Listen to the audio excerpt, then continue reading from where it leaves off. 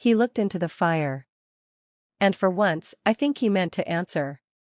Because when your father offered you, I saw your eyes. You didn't beg. You didn't plead. You looked straight at me like you'd already survived worse. My chest tightened. And I thought, he continued, maybe you wouldn't break. And did I? I asked quietly. He turned to me. And for the first time, I saw something real flicker in his expression. No, he said. But you're starting to bend. The next day, he left for a business trip. 3 days of silence. 3 days of walking through the halls like a ghost. 3 days of wondering why I missed his presence so badly. When he returned, something had shifted. He called me to the dining room. He stood at the head of the table, wearing a tailored suit that made him look like sin incarnate. I've decided, he said, swirling wine in his glass, we'll be attending the charity gala this weekend. I blinked. You want to take me, in public? You're mine. Let them see it. But I thought you kept your life private. He smirked. Not anymore. The dress he had sent to my room was silk. Deep red. Backless. Dangerous. I stared at it for a long time, then slipped into it like a second skin.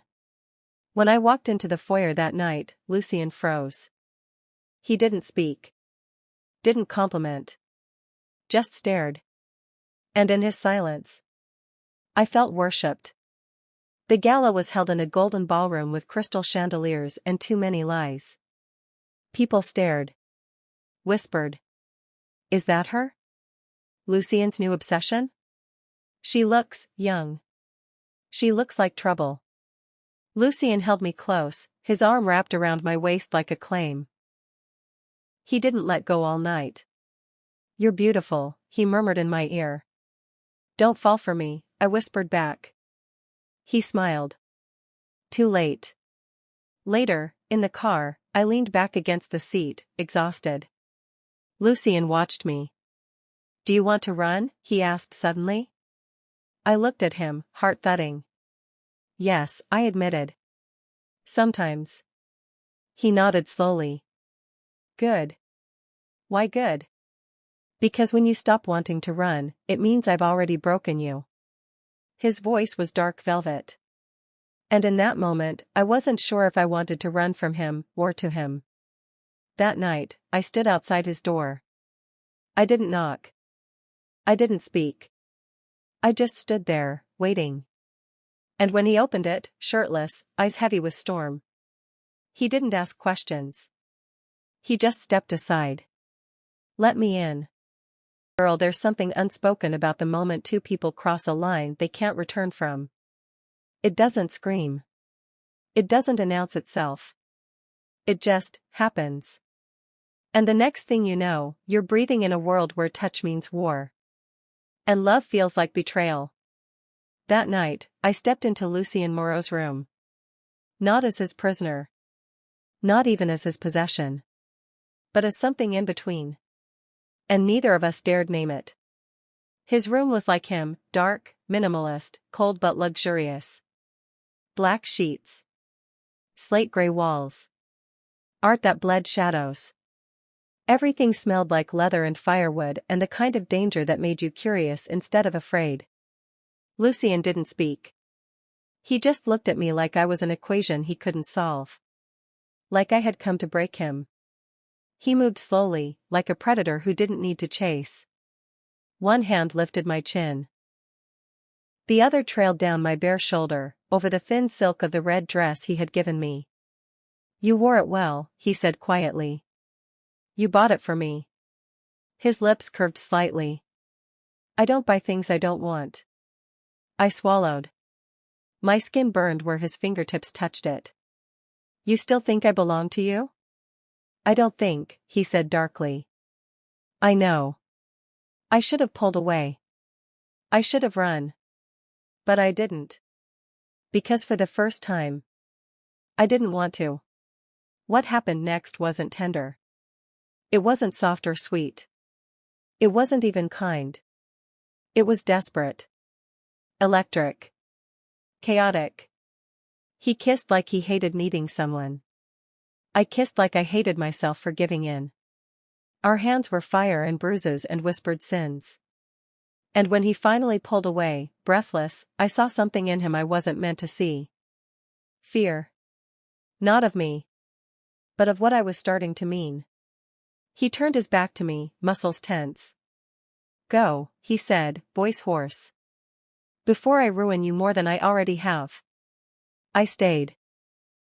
And that silence said everything. The next morning, I woke up in my own bed. I didn't remember falling asleep. But my dress was folded neatly on the chair. And a single black rose lay on my pillow. I touched it carefully, as if it might vanish.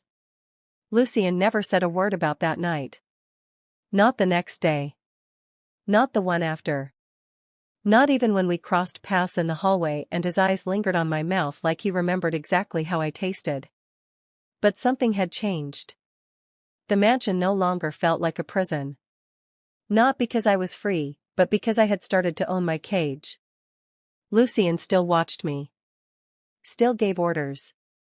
Still pretended to be untouched by anything human.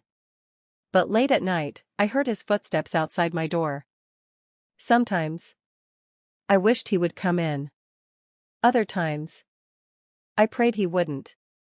A week passed. Then another. Then came the call. Lucien stood in the study, his phone pressed to his ear, his expression unreadable. I walked in, uninvited. His eyes met mine. And for a second, the mask slipped. Rage. He ended the call. Slid the phone into his pocket. What happened? I asked. He didn't answer. Just stared at me. I'm not stupid, I said. Tell me. Finally, he spoke. Your father is dead. I froze. What? Lucien moved around the desk, poured himself a drink. Overdose.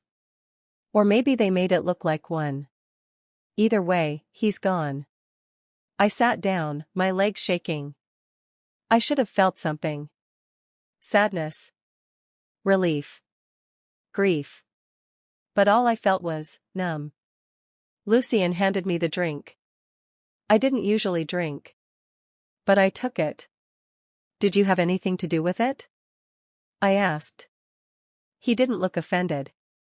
He looked tired. No, he said. Not this time. I grieved in silence. Lucien didn't press. He didn't offer comfort. But he stayed near. That night, I sat in the art wing for hours, staring at the portrait he painted of me. The girl in the painting looked different now. More hardened. More owned. Lucien found me there just before midnight. Why did you keep it? I asked. He didn't answer right away. Then he said, because I knew you'd need to see her one day. See who? The girl you were, before you became mine.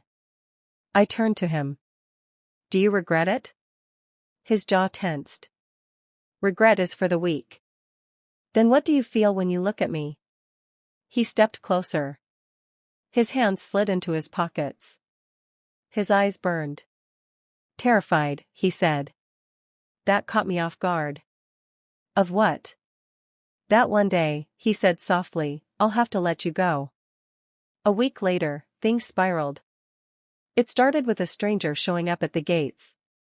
Tall. Blonde. American accent. Name, Ethan Calloway. Businessman. Billionaire. Too charming. Lucien met him alone in the library. I watched from upstairs, heart pounding. Later that evening, Lucien called me to the study. You're not to speak to him, he said. Why? He's dangerous. You're dangerous.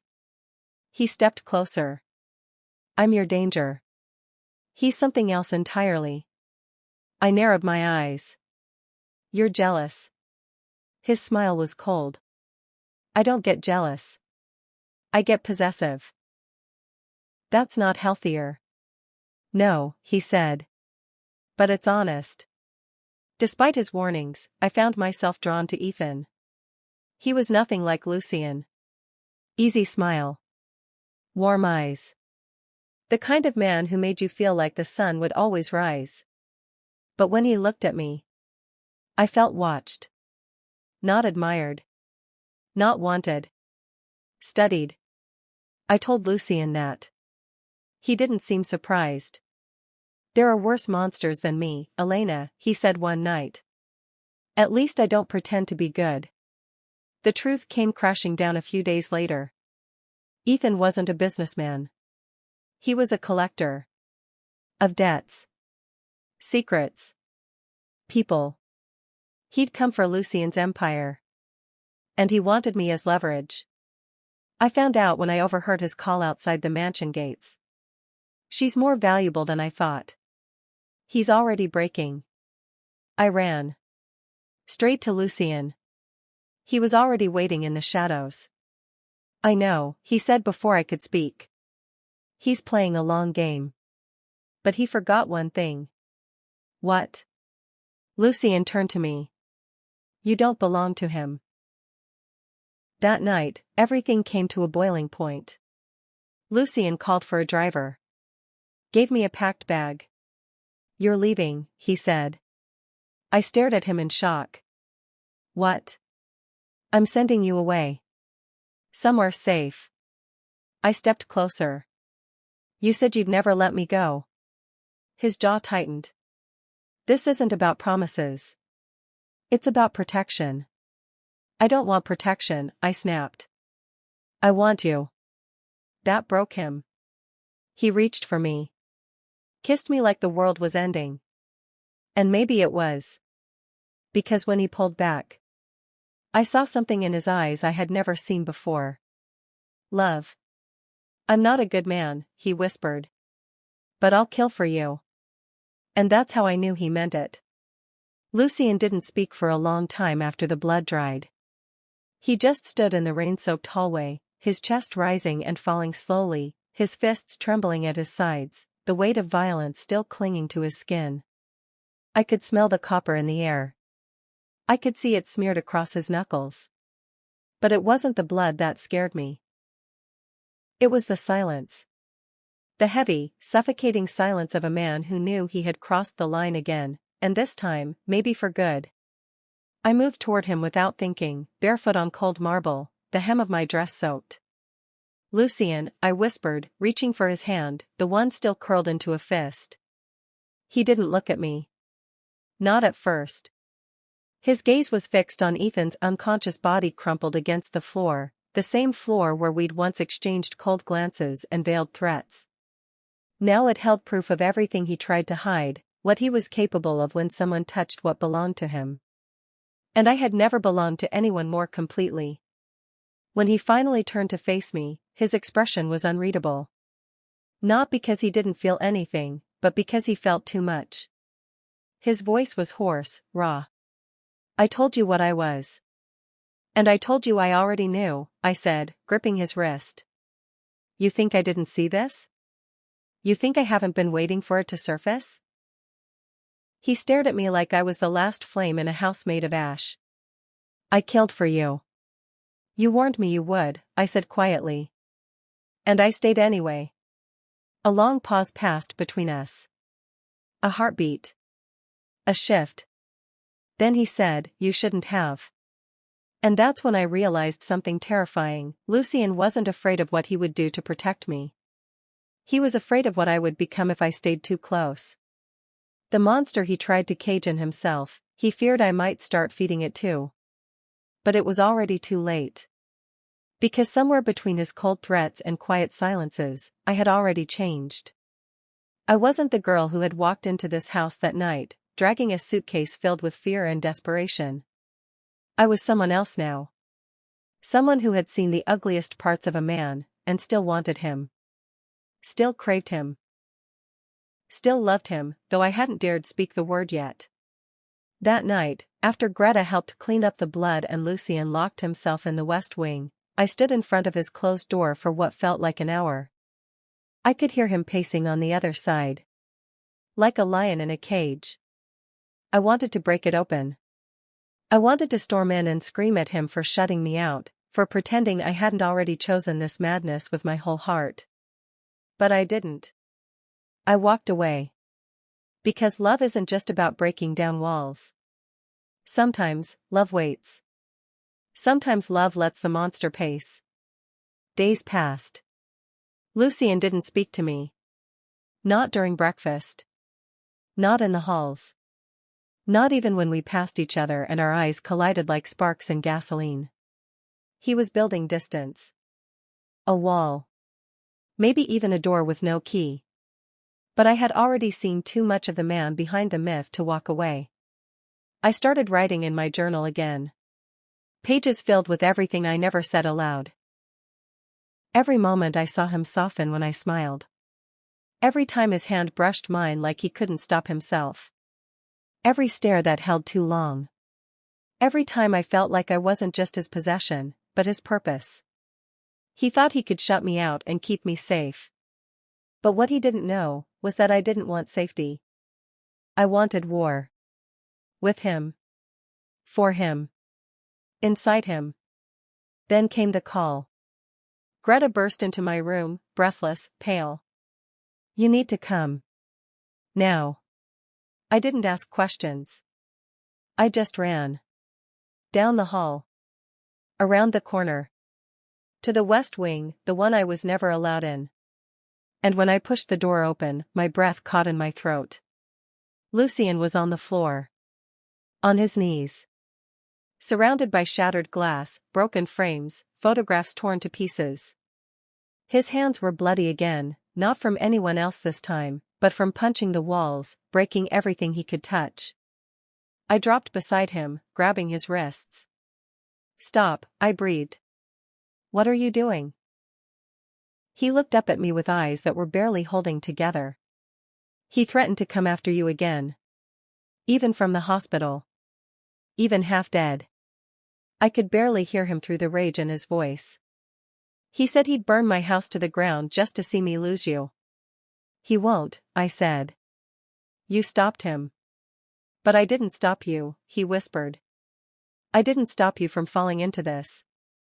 I pulled his face to mine. Pressed my forehead to his. I jumped. He froze. What? I didn't fall, Lucien. I jumped. Eyes open. Heart burning. Straight into you. And I don't regret it. The look on his face, it shattered me. Because for the first time since I'd met him, Lucien looked afraid. Not of the world. Not of the past. But of me. Of how much he loved me. Of what that love might cost him. You don't know what that means, he whispered. I do, I said. It means you'll fight. You'll bleed. And you'll build something from the ashes when the fire's over. And I'll still be here. He didn't kiss me. Not yet. He just held me. 4 hours. On the floor. Among the wreckage. No lies. No pride. Just breath and skin and silence. And then he said it. Barely a whisper against my temple. I love you, Elena. I closed my eyes. Not because I was afraid. But because I had been waiting for those words since the first time he told me I belonged to him. Say it again, I whispered. Please. He took my face in his hands and said it again, like a vow. I love you. Even when I shouldn't. Even when I swore I never would. Lucien changed after that night. Not in a dramatic way. Not in a way the world would see.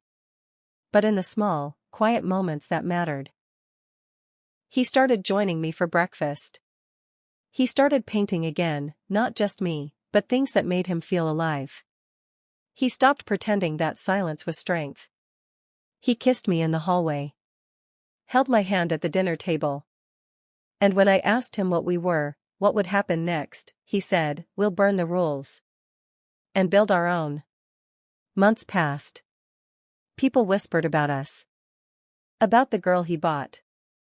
The monster she tamed. They didn't understand it. They didn't need to. I didn't want a perfect love. I didn't want white dresses and fairy tales. I wanted the kind of love that roared. That bled. That haunted. And Lucien gave me that. Sometimes I still wake in the night and reach for him, just to be sure he's real. Sometimes I still find him standing on the balcony, staring at the sea, the shadows of his past never quite fading. But now, when he looks back at me, it's not with emptiness. It's with devotion. Quiet. Steady. Unshakable. And sometimes, that's enough. He once said he bought me for silence. But what he got was something louder than he ever imagined. He got a girl who didn't break. He got a girl who burned. And in the end, so did he.